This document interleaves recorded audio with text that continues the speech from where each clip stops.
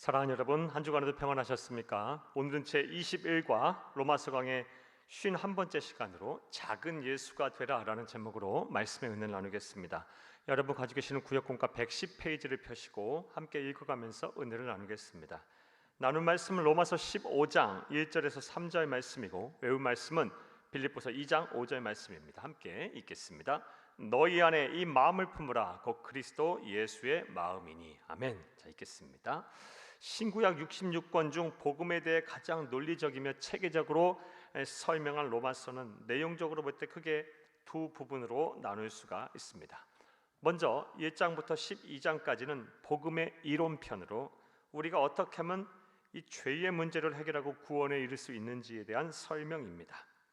13장부터 16장까지는 복음의 실천편으로 복음을 듣고 믿어 구원을 받은 그리스도인들이 세상을 어떻게 살아야 하는지에 대한 말씀입니다. 이를 좀 더 자세하게 살펴보면 13장은 그리스도인이 세상을 사는 동안 사회의 한 일원으로서 어떻게 살아야 하는지에 대한 말씀입니다. 14장부터는 교회의 일원으로서 어떻게 신앙생활을 해야 하는지에 대한 말씀입니다. 그리고 우리는 그 첫 번째 중요한 실천사항으로 그리스도인들은 교회의 분열을 초래해서는 안 되며 이를 위해 함께 신앙생활하는 형제 자매를 함부로 비판하지 말아야 한다는 말씀을 들었습니다. 이어서 로마서 15장에서는 예수님의 그리스도 믿어 구원을 받은 사람들이 교회의 일원으로서 어떻게 살아야 하는지에 대한 두 번째 실천사항에 대해 설명을 하고 있습니다. 자, 그렇다면 생각해 보겠습니다. 자, 이제부터 주치입니다. 사도 바울은 우리에게 예수님의 그리스도 믿어 구원을 받은 그리스도인들이 교회의 일원으로서 반드시 실천해야 하는 것으로 무엇을 권면하고 있을까요? 오늘 전체 내용에 대한 문제제기입니다. 첫째로 주침에서 함께 읽습니다. 믿음이 강한 자가 마땅히 믿음이 약한 자를 담당해야 한다라는 것입니다. 믿음이 강한 우리는 마땅히 믿음이 약한 자의 약점을 담당하고 자기를 기쁘게 하지 아니할 것이라. 로마서 15장 1절 말씀입니다. 성령의 감동을 받아 로마서를 기록한 사도 바울은 믿음이 강한 자가 믿음이 약한 자의 약점을 담당해야 한다고 권면하고 있습니다. 이것이 바로 예수님의 그리스도 믿어 구원을 받은 그리스도인이라면 교회의 일원으로서 반드시 해야 할 실천사항이라는 것입니다. 본문에서 담당하다라고 번역된 헬라 원어는 바스타조입니다. 이 단어의 원어적 의미는 주치입니다. 고통을 내 것으로 받아들이다라는 뜻입니다. 성서시대 사람들은 이 단어를 주로 부모가 어린 자녀의 잘못에 대한 책임을 지고 그 벌을 대신 받을 때 사용했습니다. 그러므로 사도 바울이 우리에게 말하는 권면에 따르면 신앙생활을 오래 했으며 다양한 신앙의 경험과 성령의 체험을 한 믿음이 강한 분들이 믿음이 연약한 성도들이 지니고 있는 약점을 담당해야 합니다. 다시 말해, 주치입니다. 영적인 부모가 된 심정으로 믿음이 연약한 자의 약점은 내 약점으로 여기고 때로는 고통스럽다 할지라도 그들의 믿음 성장과 신앙 성숙을 위해 함께 노력해야 합니다. 주셔놓습니다.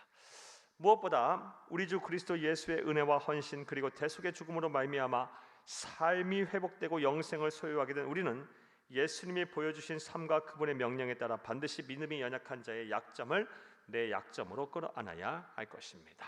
여러분, 주치입니다. 예수님이 보여주신 삶과 그분의 명령에 따라 반드시 믿음이 연약한 약점을 내 약점으로 끌어안으라 주쳐놓습니다.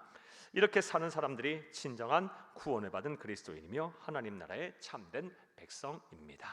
사랑하는 여러분, 우리가 교회의 한 일원으로서 구원받은 하나님의 백성인 우리가 교회의 한 일원으로서 어떻게 세상을 살아야 합니까? 믿음이 강한 자가 믿음이 연약한 자의 약점을 내 약점으로 끌어안고 담당해야 합니다. 둘째로 또 우리 교회의 한 일원으로서 하나님의 백성들이 어떻게 살아야 할까요? 주침에서 함께 읽겠습니다. 이웃을 기쁘게 하고 자기를 기쁘게 하지 말아야 한다라는 것입니다. 믿음이 강한 우리는 마땅히 믿음이 약한 자의 약점을 담당하고 자기를 기쁘게 하지 아니할 것이라. 우리 각 사람이 이웃을 기쁘게 하되 선을 이루고 덕을 세우도록 할지니라. 로마서 15장 1절에서 2절 말씀입니다. 하나님은 주칩니다. 사도 바울을 통해 구원을 받은 그리스도인들은 이웃을 기쁘게 하고 자기를 기쁘게 할 생각을 하지 말라라고 하십니다. 성경과 기독교 역사를 통해 우리가 본받고 따라야 될 신앙인들은 모두가 자신의 기쁨을 추구하는 삶을 살기보다는 남을 기쁘게 하는 헌신적인 삶을 통해 더 큰 기쁨을 누렸습니다. 우리는 이것을 사도 바울의 고백을 통해 잘 알 수가 있습니다. 우리의 소망이나 기쁨이나 자랑의 면류관이 무엇이냐?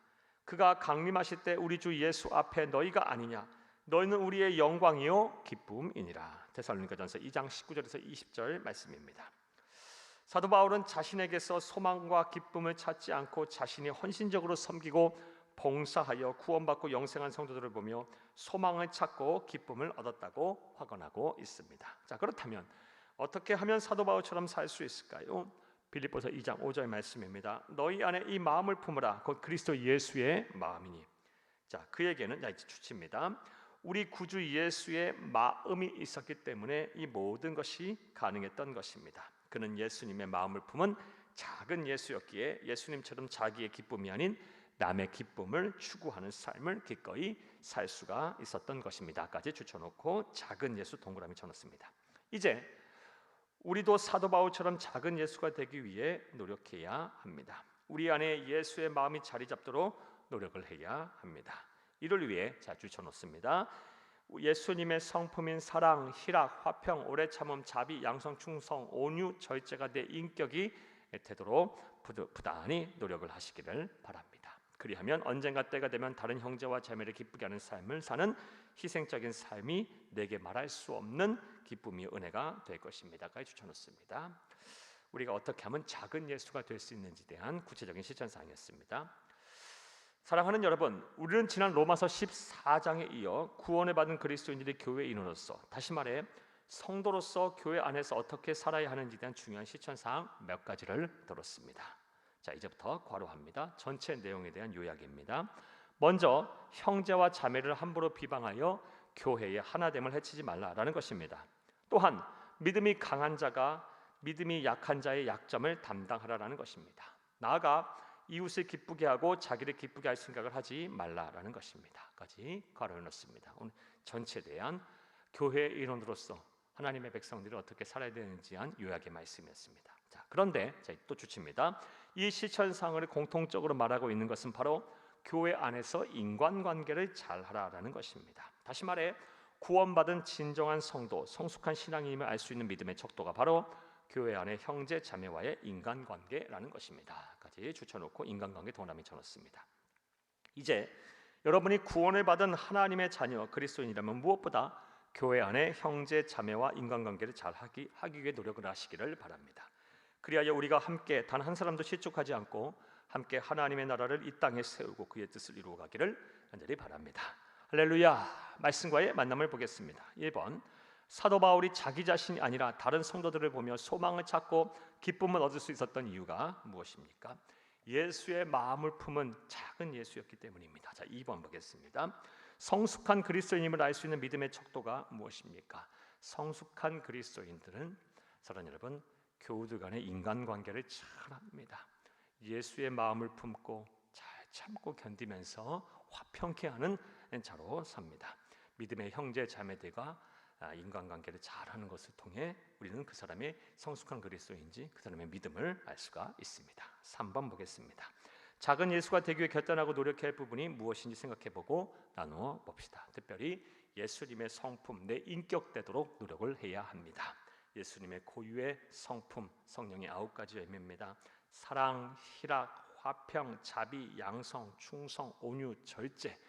여러분, 이 열매를 주렁주렁 맺기 위해서 예수님의 성품 내 인격되기 위해서 날마다 자기 자신을 쳐서 복종하며 노력을 하시기를 바랍니다. 언젠가 때가 되면 작은 예수가 되어갈 것입니다. 이런 은혜와 실천이 저와 여러분과 있기를 간절히 주의 이름으로 축복합니다. 감사합니다.